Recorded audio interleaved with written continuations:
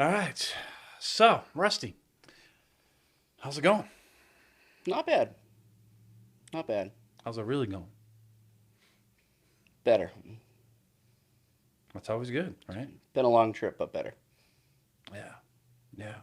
So I think it's important that we talk because, especially in churches, we talk about struggles a lot, right? And loss. But I feel like we not intentionally, maybe intentionally, but we avoid the subject of the big D word, divorce. And that's not good because these are things we've got to wrestle with, and what you've been through is something a lot of people, one way or the other, maybe not exactly your story, but have been through. Um, do you ever feel like, you know, now that like say you're in church and you meet someone new and it just comes up in conversation, and it's like, oh, so you got kids? Are you married? Or whatever the question might be with someone who doesn't know. hmm Um, how do you feel? Is like, do you feel shame? Do you feel embarrassed at all? Now, no. Okay. At first, it was a struggle because I feel like whenever you go through something, your body kind of does what it has to make sure you're not going to get hurt again. Okay. So it would at first just kind of come out awkward, like, oh, huh, yeah, no, divorced, separated, whatever. And then you see the other people's reactions, and it's like, whoops. But it's Like I just walked into that. I shouldn't have asked the yeah. question. Yeah. But now that I've dealt with it to the point that I have, I wouldn't say it's awkward for me. Um, every situation is a little different because you never know what the person on the other end of that's gone through either. And when you throw that word divorce or separation out there, it's almost like a trigger, Mm, just like it has been for me. You come across the wrong person. Maybe they're in a good, happy, healthy relationship now. You bring the word divorce up, and it's like you ripped a band-aid off. mm, And you can see it come back. So mm. it's not as bad for me now, but I just try and stay cautious of what other people's feelings might be in the Yeah. situation. Yeah. How long's it been since all that went down now? So May 29th will be 2 years since the day she left. Okay. Wow. Officially divorced, November will be 2 years. And you were married for 3 years? Just shy of 4 years. 4 years. Yep. Okay. So I mean, obviously, I was there through it all. Um, was the one that kind of led you into marriage. Was at your wedding. Yep. Muskets. Never forget that. 1 out of 3. Guy was ready to shoot a musket, and I'm like, just it was kind of wet. It wasn't going off. Yep. I don't like loud noises. But um, so when do you feel like in that 4 years, or as you got to that point, um, when did you notice something was off? Was it when Lauren told you something was off, or was it? So that's a question I battled with a lot. Still battle with from time to time. It's every relationship has its ups and downs, has its Yeah. struggles. You know that there were some issues as far as trying to have kids, um, Mm-hmm. but there was nothing major that stuck out in my head. Mm-hmm. So it honestly really caught me off guard with it. So when you say battle, does that mean you like you think maybe there's maybe I'm to blame here? Like not blame, but should I pick something up? Could I have done something earlier? Oh That yeah, kind of battle. yeah. Yeah. It's not as much as it used to be. Mm-hmm. Um, 2 years in, I see my path and where I've gone, and Yeah. you see the other person's path and where they've gone, and everything kind of makes sense. Yeah. But at the same time, it was very hard to walk away from the fact that I took sacred vows that I believed in Yeah. and had no choice in keeping them. Mm-hmm. Like, no matter how hard I fought, Mm-hmm. and this, we talked about it a bunch, the more I fought and pushed, the worse it got and the faster the process got. Yeah. Like, there was no changing it. So first it was just you know were the Did she give you reasons? Good reasons? Good You reasons, don't I even have would to say say. what they are, but Good reasons. Personally, me, good enough for the situation I went through? No. yeah, I mean, right. lost a house that we worked for, Yeah, lost a foster baby, two dogs, two cats, yeah. families got separated, friends got separated. Like, the wake of it was nasty. Still is. But I don't. I feel like every reason that came up, there was a very reasonable course of action that could have fixed the situation in my eyes. So you feel like there was something behind it that was deeper than just the reasons. Yeah, and looking back on it, I honestly think communication was not a good situation Mm-hmm. because I feel like it was a lot of small issues that I didn't realize. Yeah. I didn't realize, the depth of it or, the hurt or the pain behind it. And, you know, anybody that bottles something up, it's just gonna pop. Mm. So you went from house, dogs, you had a foster baby at the Mm-hmm. time, to suddenly like this is all threatened. I mean, we all know what eventually happened, but at the time, Yeah. you don't. There's still hope, right? That you can fix this or this can turn around. But what did that feel like? If like, cause she left, maybe not right away. No, so she didn't leave the house right away, but, we were both in our best friend's wedding. And Mm. then the next morning, woke up, we kind of had a serious conversation, and it was not even really an ultimatum. It was just a game plan. Like, you get this car, I get this car. Mm. We'll do this with the animals. The baby's in a good enough situation to go back with a family member. We can sell the house, we can split that. Like, She was already done, yeah. and you were still trying to process this. Oh, yeah. It So was what did that feel like? numb. Numb. Numb. It was just instant numb.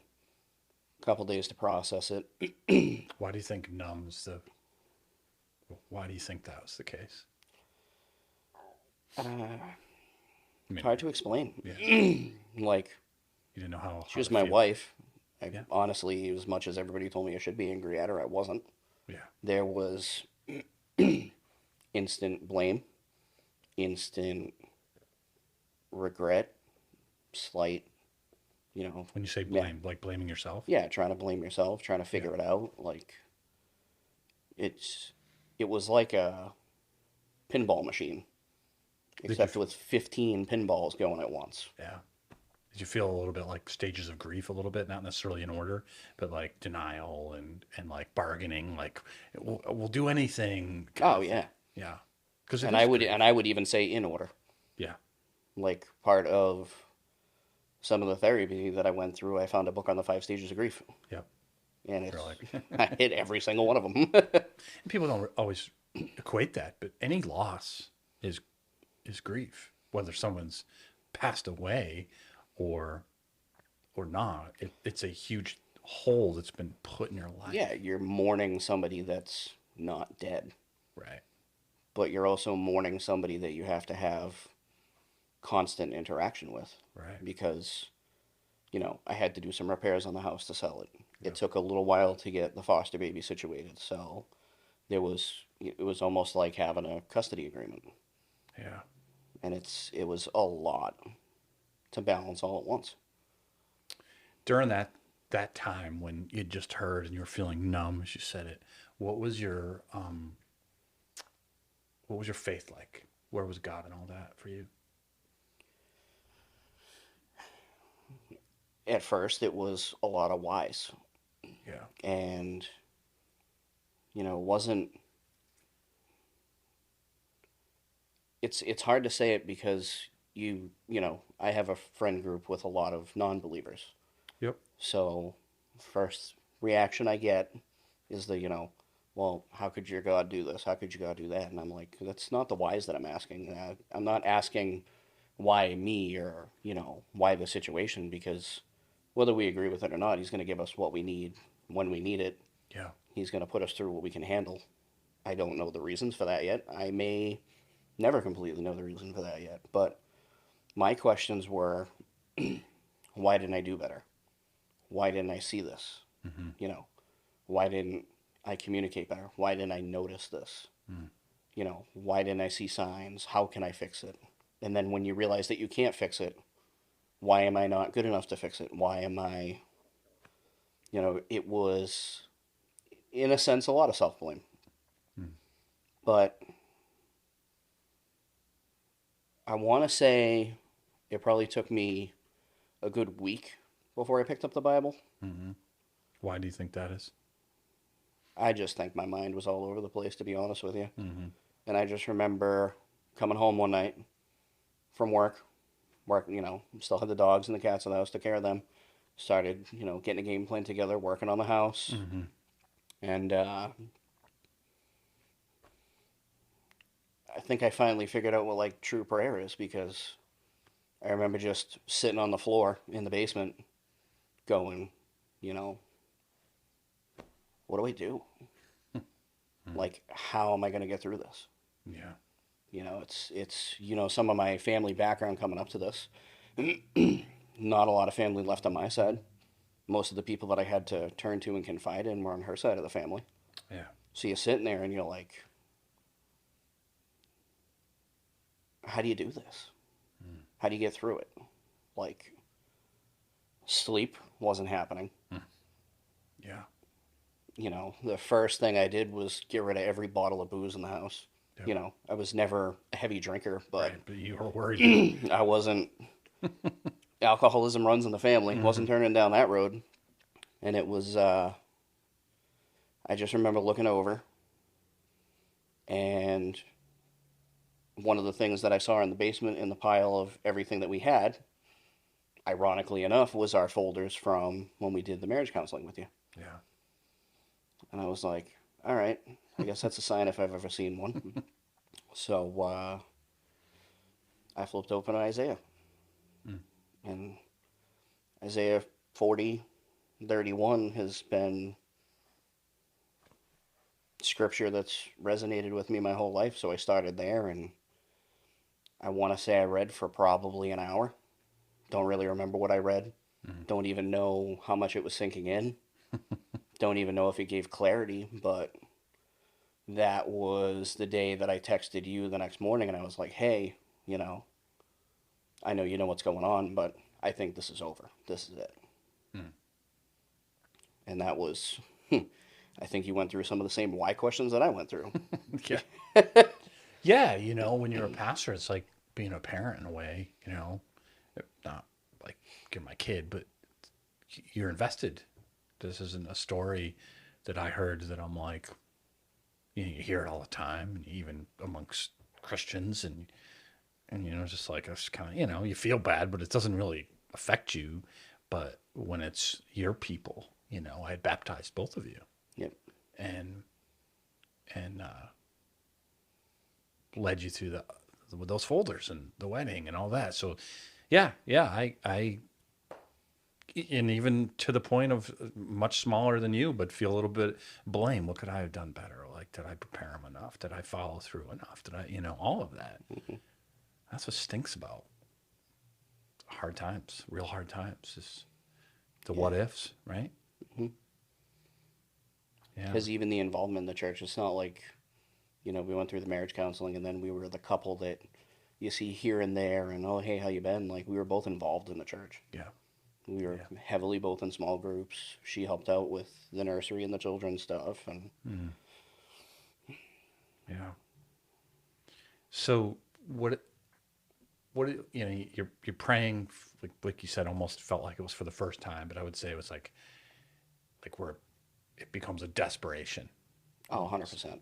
And then you open to Isaiah because it's comforting. It's tough to absorb Isaiah on a good day, let alone. Yeah. But do you remember what you felt as far as, did you feel like God was distant? Did you feel like God was like with you, or what? Do you remember? I knew he was with me. No. I knew he was with me. It was kind of hard because your memory like blocks so much of the trauma out. But Yeah. I just felt peace that night for the first time in like a solid week. Yeah. It was, I don't want to say a distraction, but I feel like it just kind of, it was almost like the hand on the back Mm-hmm. or, footprints in the sand. Mm-hmm. There's only one set right now because I'm going to carry you through this. Mm-hmm. And I think it was Steve that I talked to after that too. And even he said it. Read one psalm a night before you go to bed. Mm-hmm. Lead it in a prayer and just give it all to him. Mm-hmm. And to this day, I'll still open up to a random psalm every night. Pray it out. Go to bed. That was probably the most therapeutic thing I've gotten through the entire thing. And it, we all say we're going to stay in the gospel every day. I'm sure even for you that's tough. Yeah. But Yeah. I feel like being in the gospel close to every day is what really helped me push through that first 6 months. Why? Why do you think for you? Kept me grounded. Kept me grounded. Reminded me constantly that he knew this was going to happen before I was born. Yeah. Predestined is a word that I feel like we say. We say that we understand. We say that we know. But until you're in a situation like that, Yeah. predestined, it's like, why do you want to put me through this? What's hard about it is he did know, right? But he also grieves it with you, which is like we don't want to see God as someone who's like, I don't know what to tell you, Rusty. I thought things were going. Of course, right? He's sovereign. Makes two of us. Yeah, right. And you're like, well, why are you God? And of course, he knows, and he knew before the foundations of the world, right?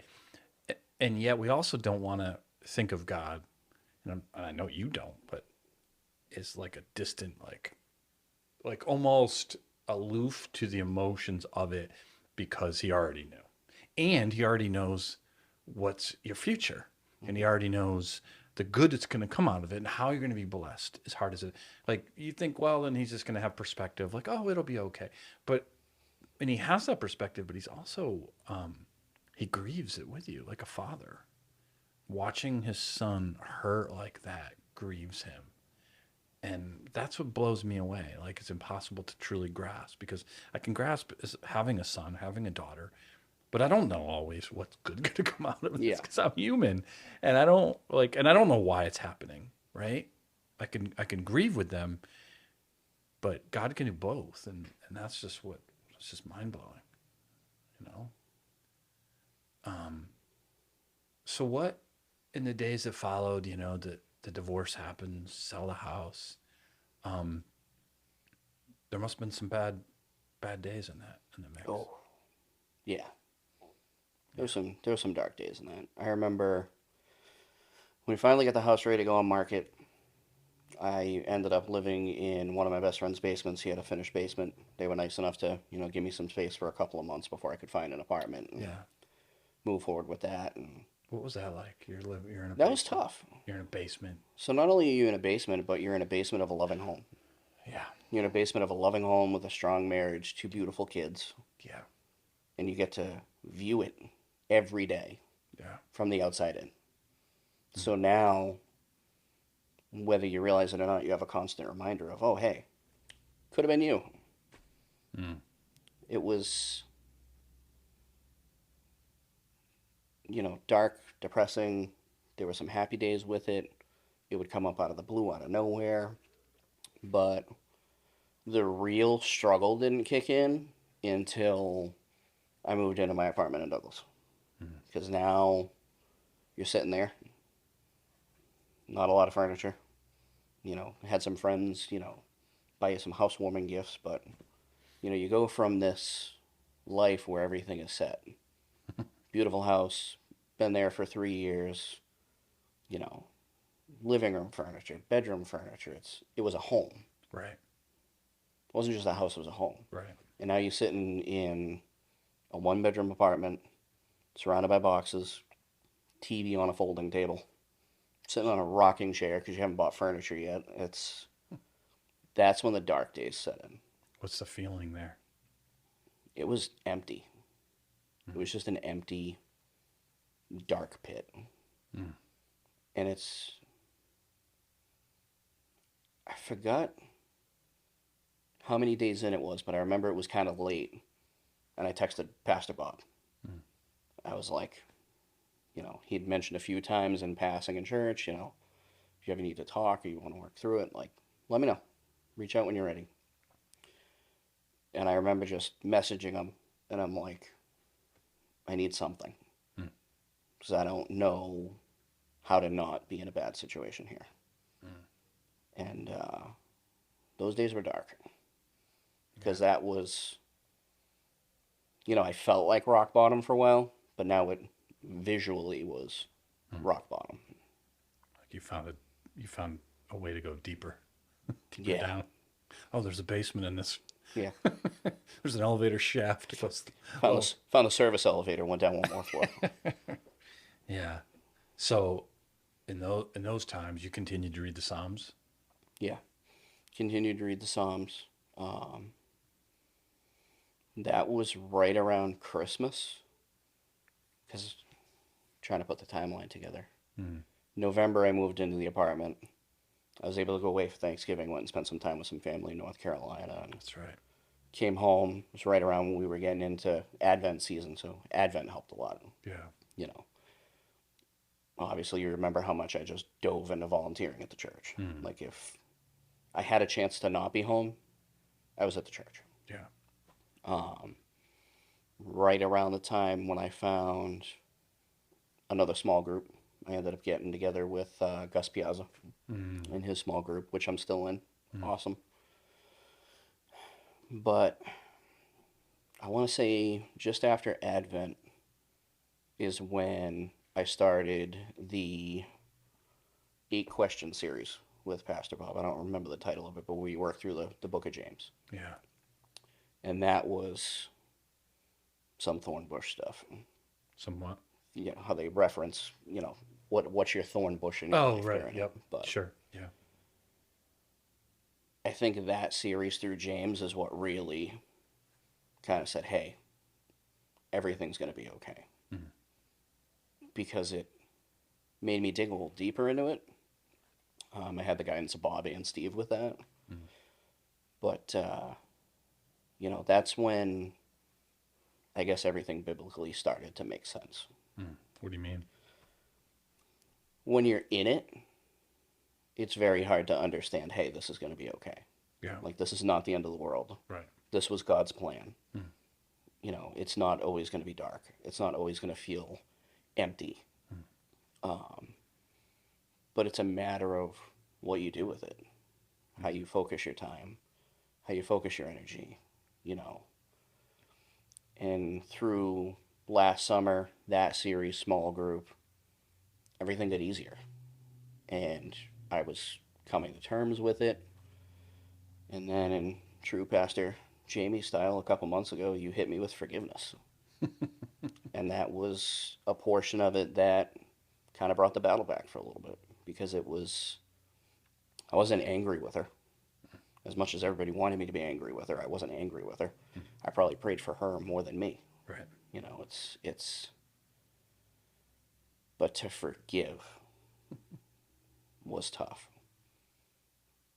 And I remember I spoke with you after church that night and a few other people, but Pastor, Josh put it in the best perspective was, why is it so hard for us to give forgiveness when he gives so much forgiveness for us?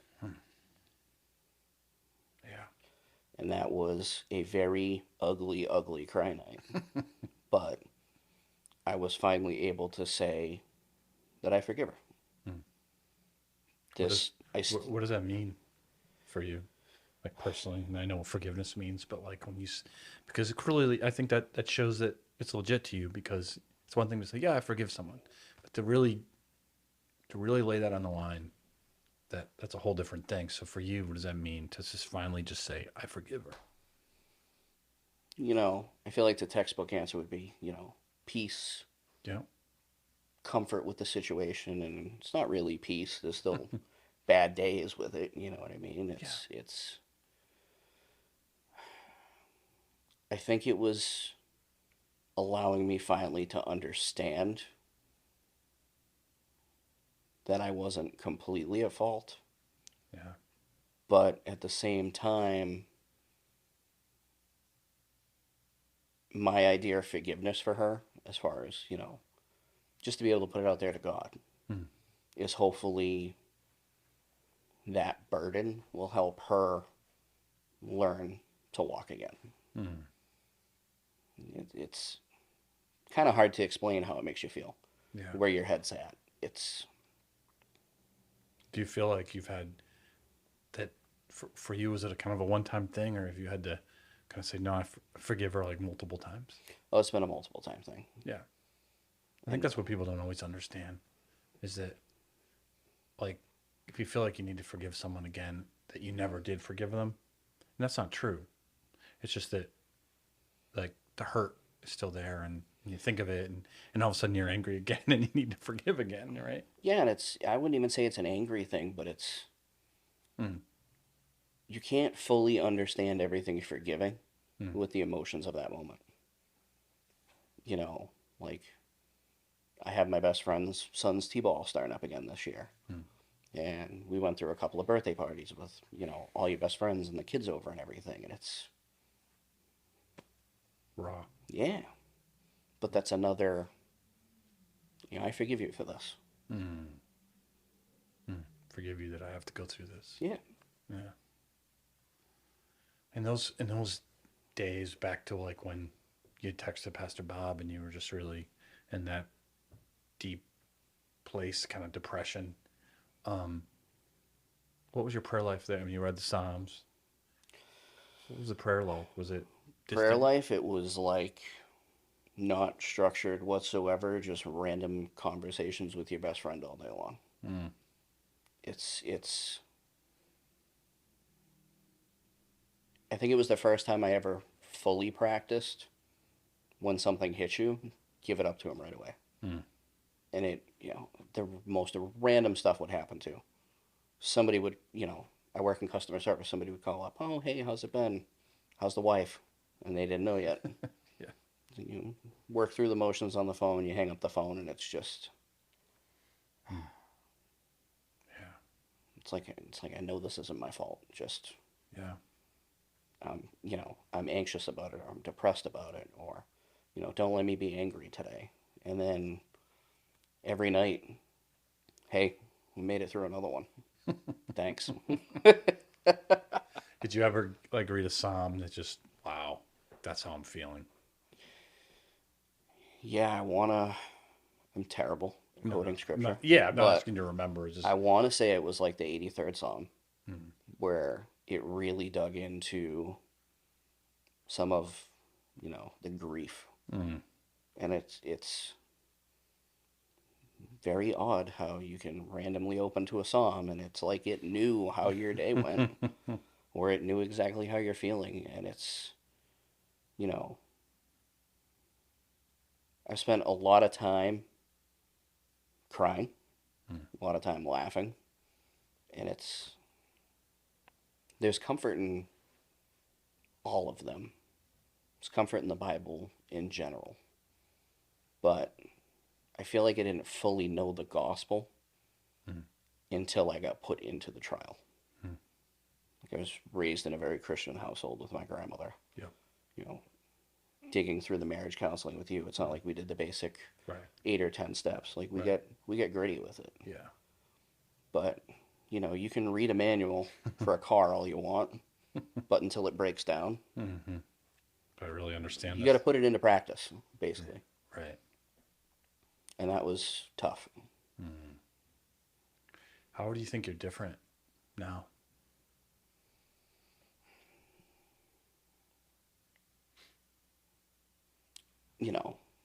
My faith is 100 times stronger. My walk is still not perfect. Yeah. Nobody's is. No. They used to tell me that. I mean, like, Yeah. you ready for heaven? But I feel like it's prepared me for helping others. Hmm. I'm not sure if that's God's plan with it, I but think so. It's like it always is, right? yeah. You're going to understand pain, especially with circumstances like that, in a way that I couldn't, or someone else. I can try to empathize, but I Mm, haven't been through it. yeah. It's you run through the last 2 years, and it was, you know, how we talked about how it was hard for me to accept the fact that the marriage is done. Hmm. I held on to my vows strong. Yeah. Still do sometimes. Do you feel like a failure? I wouldn't say a failure. Mm-hmm. I would say I felt robbed Mm. because I never got the chance to defend it, Mm. to dig into it, to try and save it. But you go through the situation of, I guess you would say, acceptance. Mm-hmm. And then you go through, I called it like a cruise control period. Mm-hmm. And then you start digging into it. It's, you know, am I ever going to find somebody? Am I ever going to be able to be a father? Mm. Am I ever, going to have that house again? It's, It's got to be scary, though, to think about a new relationship because of what happened to you, oh, 100%. especially because it took you kind of by surprise. Yeah, it took me by surprise. And it's, I thought I was with a very religious focused and faith based person. Mm. And to have that taken from you so fast, to be with somebody and trust them to that point and believe that they're walking the same walk with you. Mm. The idea of trying to find somebody who truly is, And be able to recognize it. be able to recognize it and see it, like Well, that part I still can't comprehend. no. As far as, I don't know if I would necessarily call it a trust issue. I don't necessarily know if I would call it, like putting your walls up or being defensive, but I just don't think my brain's even in the spot yet to focus on that next step. No. But you mentioned your faith is 100 times stronger. Hmm. So, in that, you're going to have God's wisdom, discernment more than you did. Yeah. You'll be able to pick up. And I think that's where you will have walls and issues, but you got to trust that God will show you. Hmm. Just, yeah, you're going to not take everything for face value, and that's going to be a good thing, and sometimes not a good thing. Yeah. Trust issues, But I think that's where you got to lean on the Lord completely, and just like, is this legit, Lord? Yeah. you know, because the last thing anyone wants to do is go through that pain again. Some people do. Can't even think about it, to be honest with you. No, Like comprehending it. right? And I know deep down inside that if I was ever in a situation with that depth of pain again, even not that situation, but something else, I know he'll be there with me through it. Yeah, Like, I yeah, feel like this is also mm, kind of prepared me for, future trials, yeah. future bad situations. Hmm. This past 3 months, losing one of my best friends Yeah, to cancer, my age. yeah. It's God was there for that too. Mm.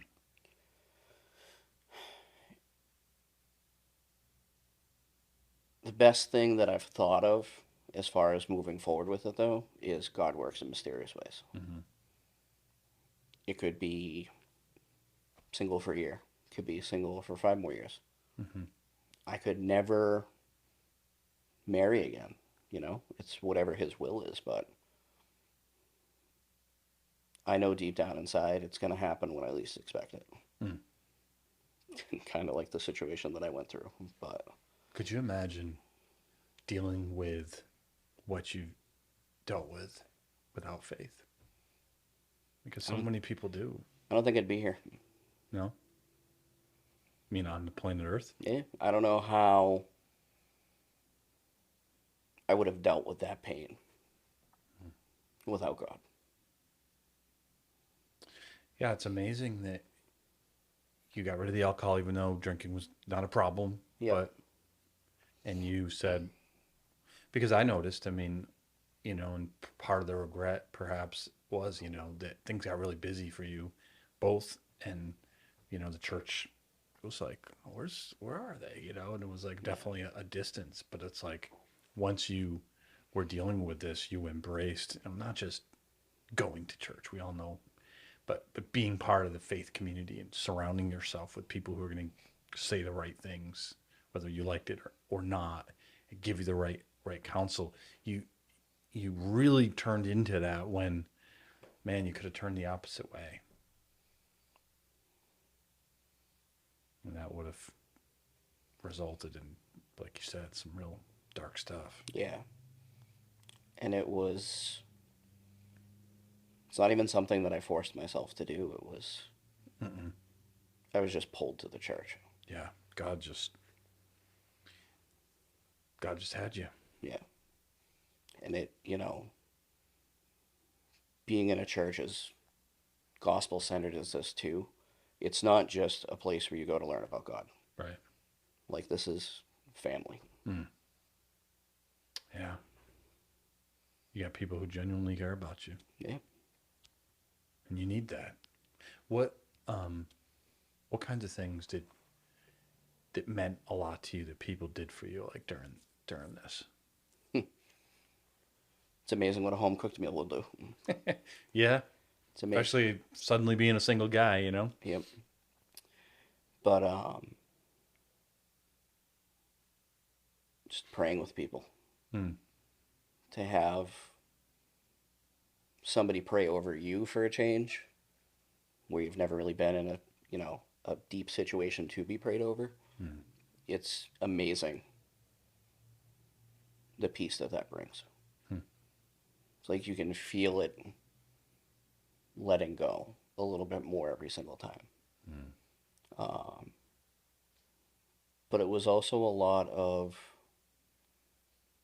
just the community of it. Like, I came here, I didn't feel alone. And not even just in a religious aspect. It was, it's not a lot of family left. Yeah. We've been through that conversation before. Hmm. But Hmm. you can't pick your blood relatives, but you can pick your family. Hmm. Yeah. And it's so important. And I see it now. One of the biggest changes I've made is to let people know that they're not alone. Hmm. You can look at somebody and be like, oh, I'm sorry about that. I'm going to pray for you. Yeah. But I had so many different times here where it was like, I'm going to pray for you. But if you ever need to come over and pray, or if you ever need to get out, or if you need a hand with this. And it was not only to be in the Word of God, but it's very important to surround yourself with God's people. Hmm. And I can't completely understand or explain like how it makes you feel, but we Do you feel like people, because you have that initial, like you said, awkwardness Mhm. if someone doesn't know, or when people first found out that weren't like in the inner circle of your life that knew pretty much right away, right? You had, Steve and myself or Christine or people like that, right? yeah, But then it's like the word's getting out. You're not keeping it like a secret anymore. And there's awkwardness at first, like, oh, but did you find because you engaged in that, you kind of walked through those awkward situations, that people were they were able to not look at you like, you're kind of a failure, but more like, I want to help you. You're just a human being. You have problems just like I do. yeah. I would definitely say 100% on that. Yeah. And it was surprisingly enough one of the worries that I had with tackling the phase of, people knowing and having to answer those questions Not once did I ever feel like somebody was looking at me like a failure, Yeah. which was one of my biggest, I wouldn't say fears, but at the same time, it's always in the back of your head. It's like, will they lose trust? Yeah. Not only in you, but, because you couldn't make it through it, are they not going to be able to trust to come to me when they need help now? Mm. And I feel like people. That's why it's so good to hear you say that, because people who are in church, there's too many situations where I've run across where they disappear because of shame or because something happened, and it's like, no matter how much I say it, we say it, it's still out there. That's like, I gotta pretend everything's okay when I'm with church because look at everyone else is doing okay, and it's like, I know that no, not everyone else is doing yeah, okay, and instead come, it's awkward, it hurts. There might be someone that says the wrong thing. We're human, um, but overall, to engage in it, because that's how you're gonna find that healing. That's how you're gonna find people who truly are there for you. If you recede, like I've seen that, it's like recede. It's like, well, no one helped me. It's like, well, you gotta do your yeah, part, right? You gotta step into it, hmm, as hard as it is for people to bless you and serve you and help you. And that's yeah. what you did. It's kind of funny because I've never like looked at it this way. Mm, Like for me, I just felt like I was just continuing with life, but I really did dive in hard, you did. and I understand why a lot of people would have a hard time with doing that, Yeah. and it's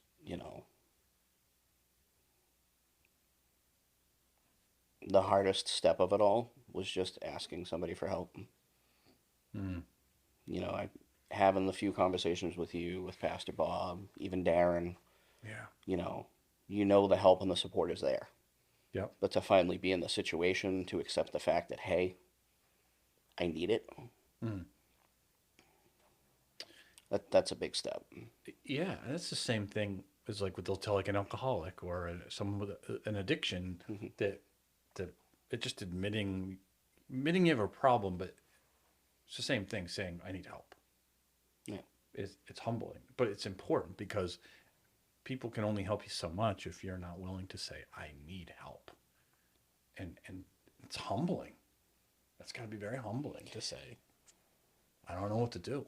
yeah, it was humbling after, and scary at first, Yeah. but you know, everybody, no matter what the trial is going to be, is going to need different levels of help, Yeah. levels of assistance. Mm. It wasn't just the church that I focused on. I ended up talking to my primary care. I did Yeah. therapy for a little while. It was, you can't do it alone. Mm. You definitely can't do it without God, but you also can't do it alone. Right. And it was very hard to take those steps because I've kind of always been the person in the friend groups, ask Christine, ask anybody. Like, you can turn to me, I'll help you walk through it. I'll be here to, be the Yeah. listening ears on the phone and stuff. And now you're sitting there and it's like, all right, you've given all this advice to people over your life. Mm. What now? Yeah, I can relate to that, man. Being a pastor, and like that's my heart. Is how I want to be there for people. But then there's been times in my life where I got to be in the other chair, and it is scary. Yeah. Just saying, I don't have the answers. Do you? No, but I'll help you figure it out, or I'll just walk alongside you Hmm. while you do. And while you say the word humbling, I guess the other aspect of it that kind of changed me a little bit, kind of being that person that, people could always talk to and stuff. You always feel like you need to have an answer for somebody. Mm. We Now, not so much. know, and it's, very fitting that we've kind of had the last few sermons that we've had leading up to this because Job, Yeah. Yeah. just listen, turn your ears on. His friends did great for a week. Yeah. Then they spoke. Yep. People don't understand that enough. Like the first step, the first temptation when you have a friend or a loved one, someone you care about, going through a really hard thing, grief, loss, divorce, whatever, is to disappear a little bit because you're scared. You're going to do the wrong thing. They don't want to hear from me. They're clearly miserable. What am I going to do? And that's just so not true. Yeah. It's like they don't want to be alone. They look like they want to be alone, but they don't. They want you there. But then the second temptation is, especially for guys, is to, I'm going to fix it. What can I do? Maybe there's some, and then the third temptation is when that doesn't work, is to blame the person. Yep. Right? Like if you just did what I said, or it's got to be you, and then you become a detriment instead of just being there. And it's okay to say, I don't know. Why this? I don't know. Right? Yeah. And you've learned that, like with other people now. Oh, 100%. And it's, God bless her, Christine, my best friend for years. Yeah.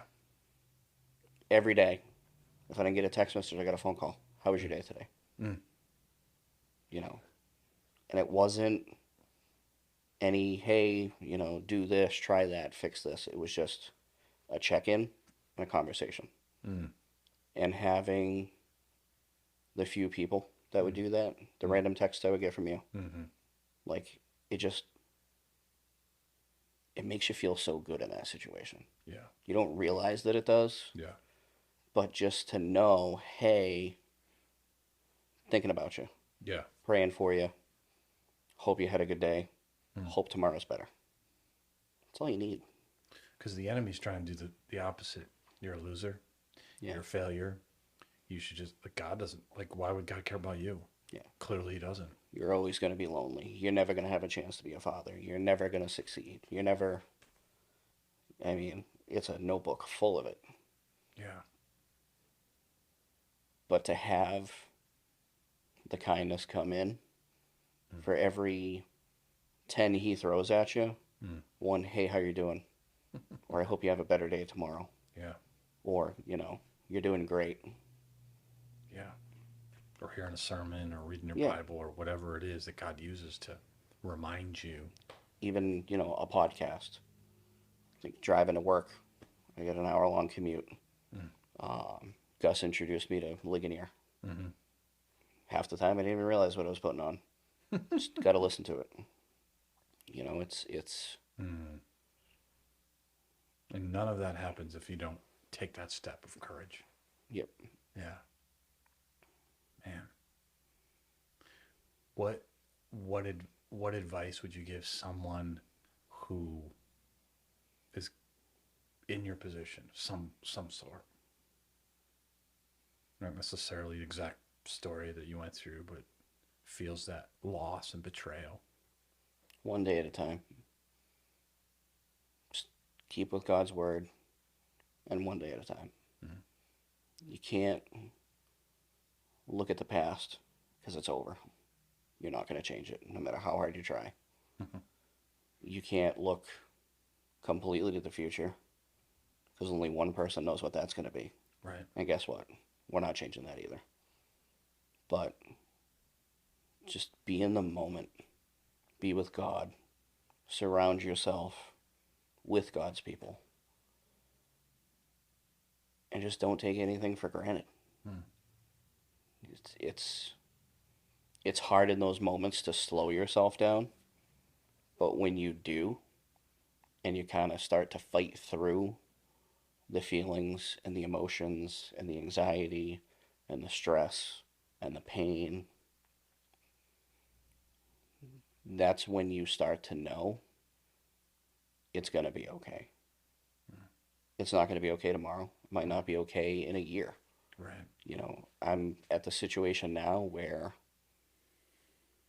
I'll have 3 months without even thinking about it.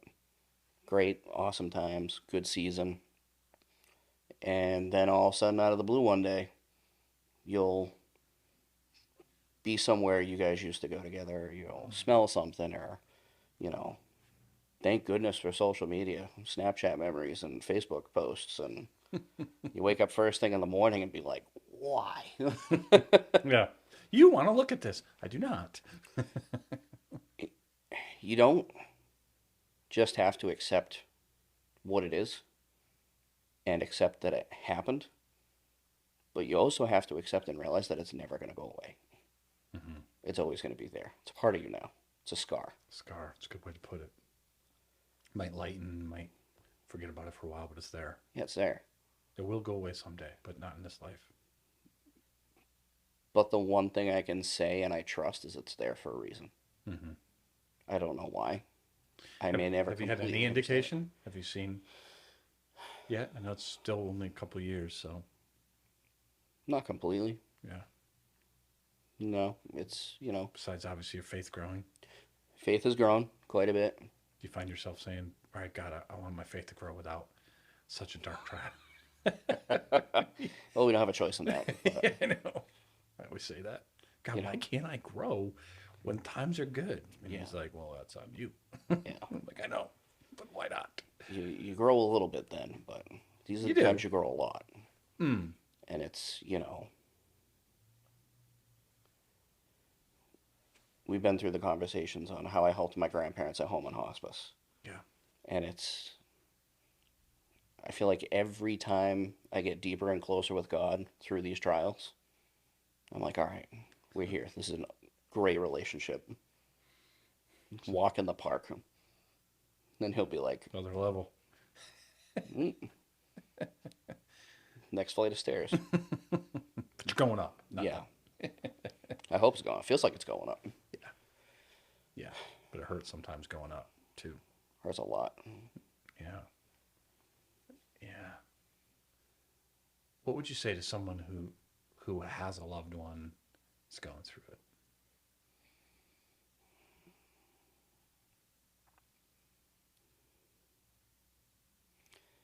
You said like Joe, be there, but anything else?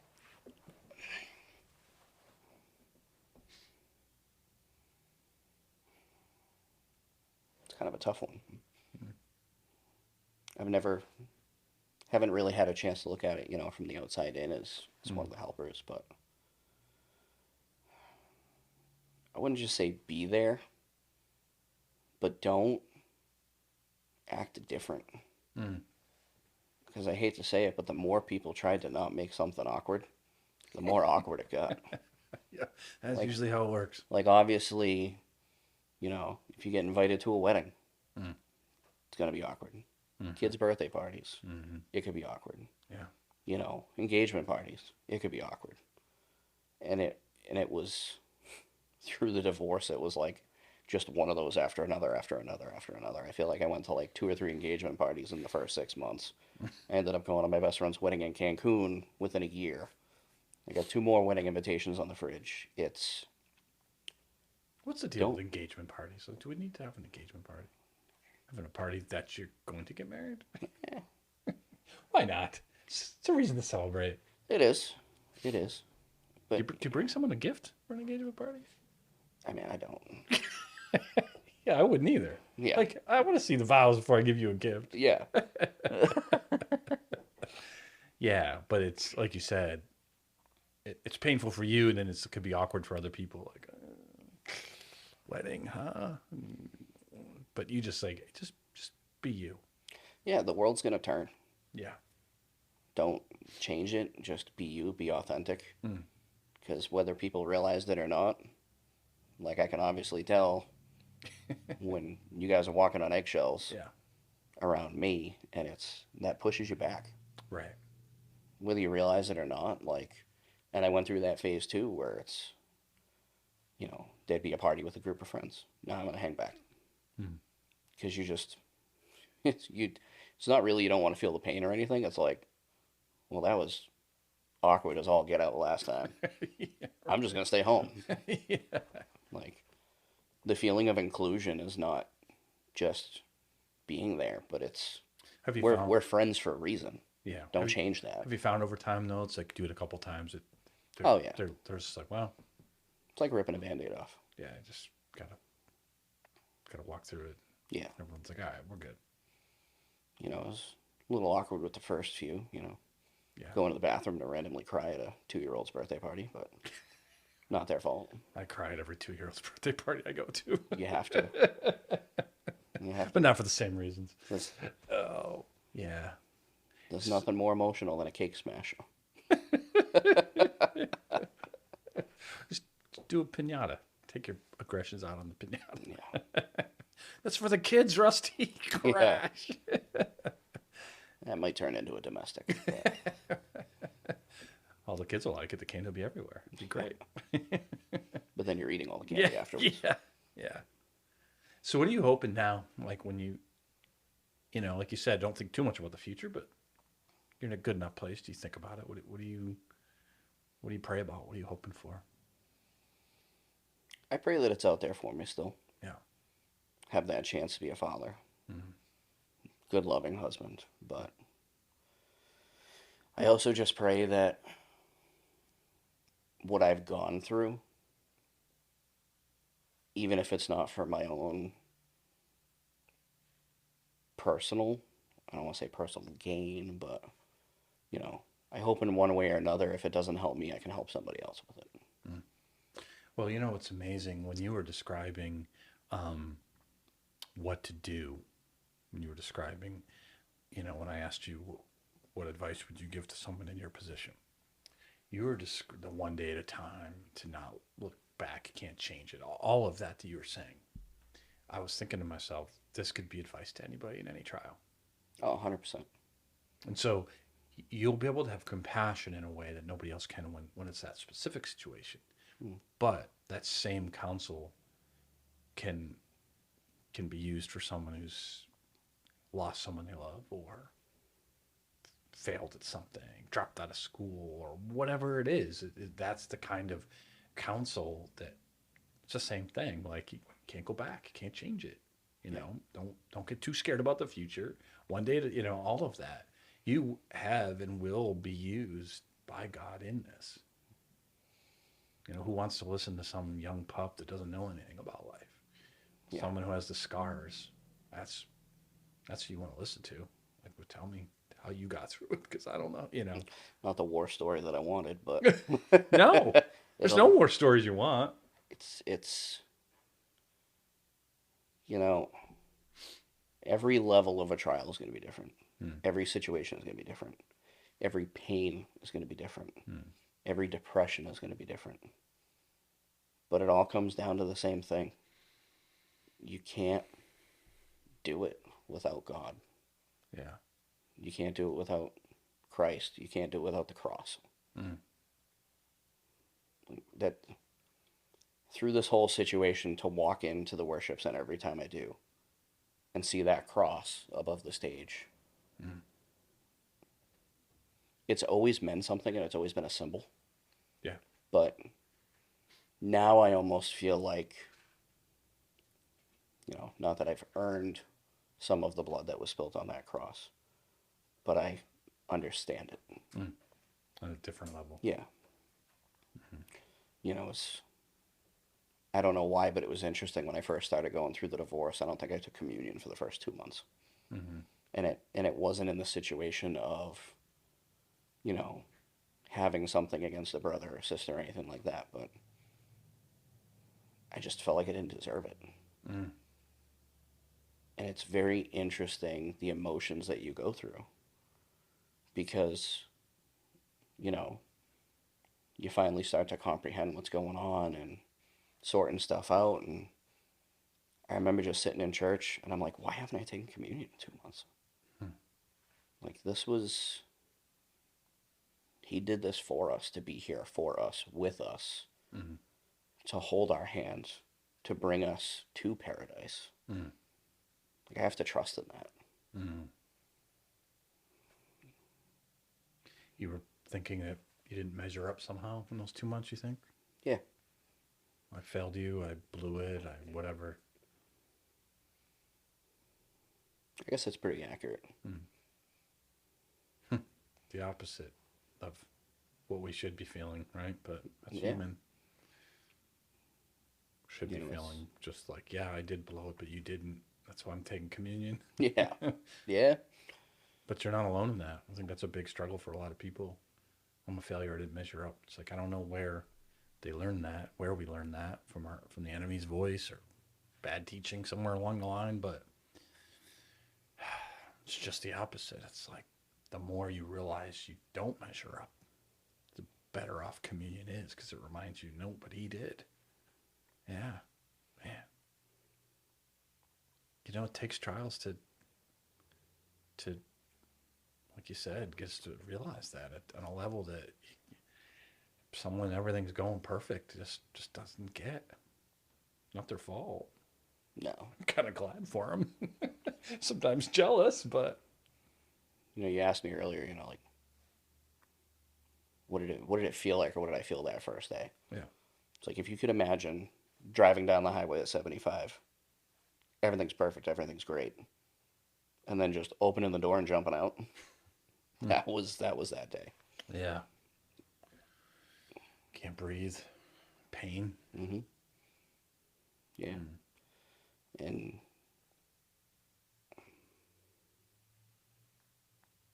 What are some things you think you still need to heal? there's definitely still a lot of the trust issues. Mm. And I feel like that's not going to go away anytime soon. Mm. Um, Do the trust issues come up in other relationships, coworkers, friends, or does he think it'll just be no, I like, don't think so. yeah, be the I most think it's, intimate of relationships yeah, for you to get into again? yeah. Yeah. And like I said, you know, it was a different depth for me because you're in a relationship with somebody who seems to be so faith based and driven. And then you go through that divorce Mm. where, I mean, she wouldn't even talk with you on a one on one basis. Mm. To, you know, just to see somebody just walk away from it Yeah. in Scary. what seems to be the most non religious way possible. Right. When all you saw in that person was religion and the same faith and the same ideals. Mm. That's going to be, I think, an open scar for a while. Yeah. And I think the only thing that's going to heal that is time Mm. and experience. Mm. Which is scary. It's not like I'm going to wake up someday and this magical relationship's just going to be in front of me. It's going to be, there's going to be bumps in the road. There always is. Well, you're going to need a Disney film for that, right? No. Yeah. I think Disney and Hallmark would have to battle over this one. Yeah, right. Open a With my- logging business or something and put on some put on some flannel and grow a nice big beard, and some woman will come out of the woods and be like, "I'm lost," and that's Hallmark for you. Yeah, yeah. And then in the back of your head, you know that Steven Spielberg's probably directing it. Don't get her wet. What was the Gremlins? Don't Yep. admit something. It's gonna turn into eat you alive. Yep. Yeah, well, that's the scars, right? Like you learn from them, but it also it makes you wary at least for a while. I remember when someone came into my lane. I was driving on the Mass Pike in the fast lane. They didn't hit me because I swerved and I lost control and I hit the guardrail and that car just kept on going. I was fine and I could even drive home. My car was a disaster, but for a couple of years after that, still to this day, sometimes not nearly as much. Driving, especially if I'm in the fast lane or if a car's on my right, it's like, are they coming into my lane? Are they coming into my lane? I think they're coming into my lane, or if I'm a passenger, or it's just, it's like PTSD, right? Yeah, it's core memory. Yeah. So the same thing, but in a far worse way, is going to, is it coming into my lane? Is it going to happen? Yeah, I rather would have taken a guardrail. Yeah, of course. Take a guardrail, see how it goes. But the point is, time will, inexperience will win out. but most importantly, trusting God. You know, it's like in the great prayer series that I did a few years ago, that Jehoshaphat, when the armies were coming and they just didn't look good at all, and his prayer was, "We don't know what to do, but our eyes are on you. We don't know what to do, but our eyes are on you." And it's like, man, that's the best prayer, because you're just like, oh, it ain't me. I don't gotta do it. I can't do it, but He's gonna do it. I don't know And, how, but He's gonna do it. and it's easy for me to say this all now too because I'm almost 2 years into it and I'm coming out on the backside of it, and he did do it. Yeah. Well, I know what you mean, but easy. I don't know if I'd use that word, but Yeah, it's not easy for you to say. You've earned the right to say it. yeah, it's when you're in the trial, it's the hardest thing in the world to understand that it's going to be okay. Oh yeah. So now that I'm on the backside of it, and I see how God guided me through it, how He was there for me through it, whether it be the people that He prepared for my life for it, the friendships, the guidance, the wisdom, you know, every Even the little church, piece. like Yeah. you came here with her, and it was a little bit because you're not a change guy, Hmm. Yeah. because of your background and your childhood and everything. It was like loyal. This is what it is. So it was a big adjustment for you, and it's like, but if God hadn't done that, The singing was weird at first. yeah, well, we got weird singers. Don't tell them I said that. Oh No. wait, this is being recorded. Shoot. No, exactly. But it's like God was preparing you the whole time. And that's the clarity of it is He was preparing me that whole time for this. Yeah. But through this whole time, He's still preparing me for what comes next. Yeah. And it's, you know, you could drive yourself crazy praying for that perfect marriage or the perfect future or having that perfect family. But I've realized to just pray for another good day. And enjoy what God has for you today. Yeah. And even in that aspect, I mean, there's plenty of days where it's like, Yeah, you get those why moments. of course. But Probably not being honest if you don't. yeah, it's Yeah. it's You know what? I think as you said that about the perfect life and all that, I think the problem, and I run into this too, was like I'm scared that God isn't going to do it the way I want Him to do it. And the fact of the matter is, He often doesn't. And it's the perception the perspective you want is, well, I actually want what God wants, and that's scary because it's going to be different than what I think is the right plan. yeah, Not always, but often. And and and can I say, well, then this is better? In your case, it's it's not that it's better, because is it God's plan for someone to do what Lauren did? No, but He'll use it for good, and He'll make it better. yeah, Our hope is for her as well, that that there's a future for her, that she sees that, and forgiving her must have been incredibly freeing, it was. because it's a lot of baggage. It was and it still is. Yeah. Because it's not, like you said, it's not a one size fits all forgiveness. Mm. If she were to not come back to you necessarily to re-engage the marriage, if she were to come back and say, I want to be friends, and I'm happy now. I'm trusting in the Lord. And by the way, here's my fiance who also loves the Lord. Something like that. How do you think you'd be able to take that? It definitely wouldn't be the easiest, No, it wouldn't. but I would truly be happy. That's the freedom right there. Yeah. I've never once in this whole situation wished bad or hoped for bad or, I can't be happy, so you can't be happy. It's, you can't look at it that way. Because whether the situation happened or not, I mean, 2 years in, like, I still love the woman. Of course. It's always going to be there. Mhm. But You know, that's like I said in the beginning of this. I think I prayed for her more than I prayed for me. Yeah. I still pray for her from Yeah. time to time. It's Me too. I love her too. Yeah. Life's hard and she has her own trauma and it's not an excuse, but it still is what it is. It's